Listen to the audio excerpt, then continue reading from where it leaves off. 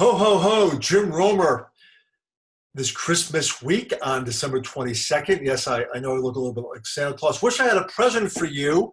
Well, if you want a present, I think you take a longer term view in most commodities because I think the stock market may have run its course. Look at this chart, basically showing you going back to the 1950s, a trend line based on the GDP and also the stock market prices, how we're actually approaching resistance right now. But let's stick mainly to commodities. Right now, we are seeing some really wet weather in Vietnam that's actually affecting the coffee harvest. There was previously droughts in parts of southern Brazil last October. So the global situation in coffee is becoming tighter, and something we talk to our clients about at Weather Wealth and Climate Intelligence, give them advice in all these markets on a weekly basis. Some of you are asking me about skiing and snow, where you see blue, the map on the left. This is a composite of all La Ninas.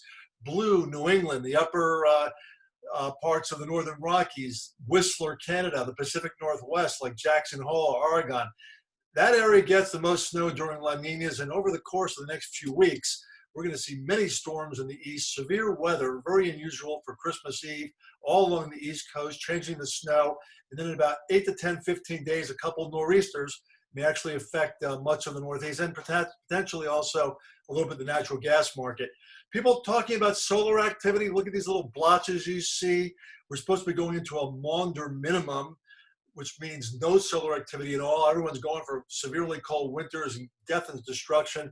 I am not really a believer in solar cycles as much as I am in climate change offsetting that. So don't necessarily believe that we're going into a minimum cycle right now. We're coming out of one, actually. We're beginning to see those little yellow blotches you see, increased solar activity. And I think that's not as important as our warming oceans, as well as La Nina and other things going on in the world that we typically watch. We have clients all over the world subscribing to our Climate Intelligence newsletter, very inexpensive. Go to my website.